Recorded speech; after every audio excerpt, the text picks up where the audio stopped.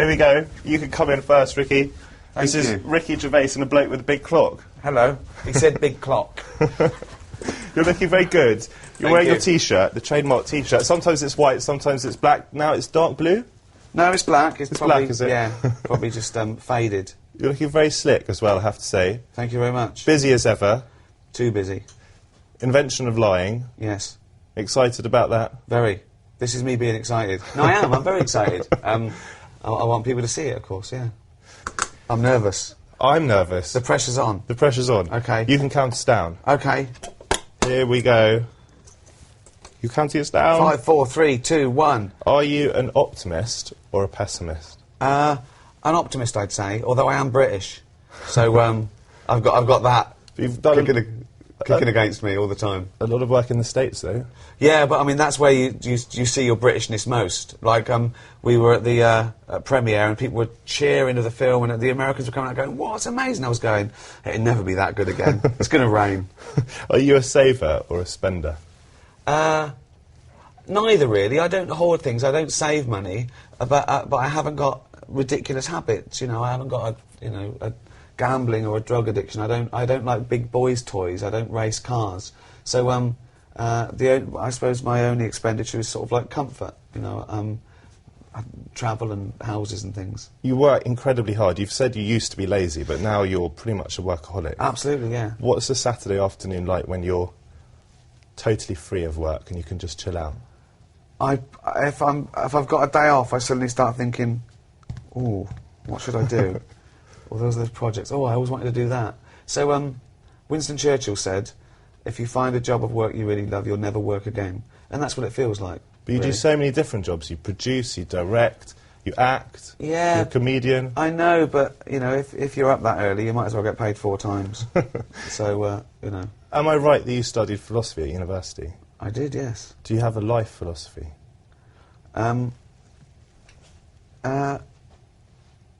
Bob Dylan said, "A man can consider himself a success if he wakes up in the morning, goes to bed at night, and in between did exactly what he wanted."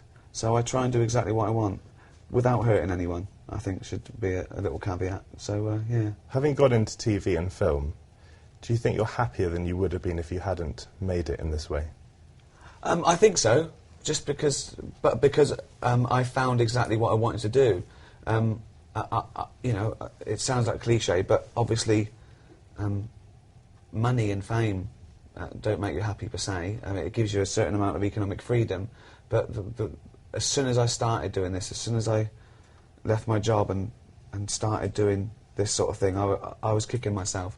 And when The Office broke, I couldn't believe my luck. You know, it's the hardest thing I'd ever tried at, and I was rewarded. I remember saying to my girlfriend, "Why didn't I do this before?" And she went, "Because you wouldn't have been any good at it." So I think you need that life experience to write about something. Now, you say you don't want to hurt anyone. Do you think it's okay for comedy sometimes to be offensive? Well, what's offensive? You know, I don't go out to be offensive, but you are going to offend people if you do something that isn't anodyne and safe. But I can't really apologise for that. I don't usually go for individuals, but and you know, I think some people are going to be offended by this film because I assume that there's no God in it. Now, that's not my problem if they're offended by that, because it's my right to believe or not believe in a God. So, would you say it was offensive? Some people would, some people wouldn't. Some people are offended by mixed marriages. Doesn't mean it's offensive. In The Invention of Lying, you talk about the afterlife. Would you like there to be an afterlife in Yeah. real life? Yeah, of course. I wish there was a God. Do you think there's a possibility that there's a God? No. Are you spiritual if you're not religious? Well, you know, I wonder at the beauty of nature, but the simple fact that I understand nature to a certain degree, it doesn't take away its beauty or the revelation of its existence, you know. I love this thing called consciousness and this thing called love, and but I just think there's a logical or biological explanation for everything. You were going to do science once upon a time. Yeah. Are you quite scientific-minded still? Well, I am, and I think philosophy could be called the mother of science. You know, it's analytical in its very nature. But yeah, science was my first love.